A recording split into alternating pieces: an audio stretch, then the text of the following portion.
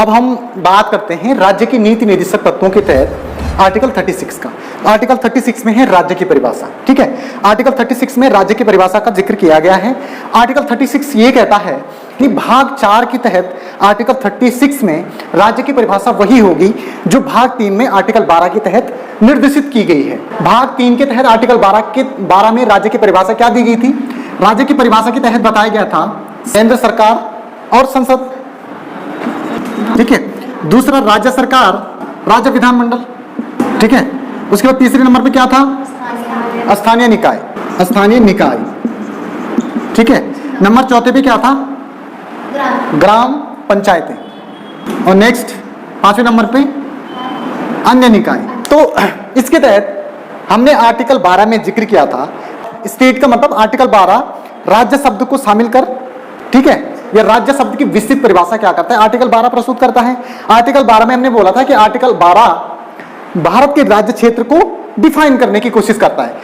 हम स्टेट की बात करते हैं, स्टेट का मतलब राज्य, तो राज्य किसे कहते हैं? किसी निश्चित भूभाग में रहने वाले लोग। तो यानी इंडिया का मैप जो है उस मैप को हम कैसे जोड़ेंगे? आर्टिकल 12 के तहत एक केंद्र सरकार होगी जो पूरे देश में देश को क्या करेगी? कोऑर्डिनेट करेगी, पूरे देश को कंट्रोल करेगी। तो भारत में एक केंद्र सरकार होगी, फिर राज्यों की एक अपनी सरकारें होंगी जो वहां की शासन प्रणालियों को क्या करेगी? उनकी देखरेख करेगी, उनका संचालन करेगी।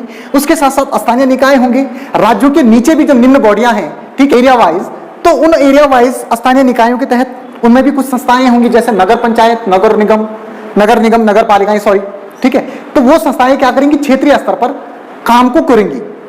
उसके बाद ग्राम पंचायतें, ठीक है, फिर अन्य निकाय। तो ग्राम पंचायत ग्रामीण स्तर पर ग्राम पंचायत टाइप की संस्थाएं होंगी और वो भी ग्रामीण स्तर की समस्याओं का समाधान करेंगी। तो कहने का मतलब ये है हमारा जो पूरा भारत देश है वो आर्टिकल 12 के तहत इन चीजों से मिलकर के बन रहा है। शासन करने की जो प्रक्रिया है, शासन करने की जो संस्थाएं हैं, इंस्टीट्यूशन है, वो इतने प्रकार के हैं हमारे भारत में। इनसे हमारा देश का क्या बन रहा है? एक जत्था बन रहा है जिसको हम स्टेट कह रहे हैं, राज्य शब्द। तो इनसे मिलकर के हमारा राज्य क्या हो रहा है? निर्धारित हो रहा है। ये हमारे राज्य में किस किस तरीके से काम करेंगे, किन किन क्षेत्रों में काम करेंगे और किन किन तरीके से ये क्षेत्रों में काम करके पूरे देश को किस तरीके से गवर्न करेंगे, ठीक है। ये प्रक्रिया राज्य के बारे में यहाँ दी गई है। तो इस तरीके से हमारा स्टेट क्या हो रहा है? बन रहा है। स्टेट का मतलब किसी निश्चित भूभाग में रहने वाले लोग किस प्रकार से वहां पे शासन कर रहे हैं। तो किसी निश्चित भूभाग में रहने वाले लोग तो हैं कि भाई एक पर्टिकुलर एरिया है जो इंडिया का मैप है, that is called state, India का। हम उसको इंडिया के स्टेट के नाम से जानते हैं। लेकिन वहां पे उनके शासन करने की प्रणाली क्या है?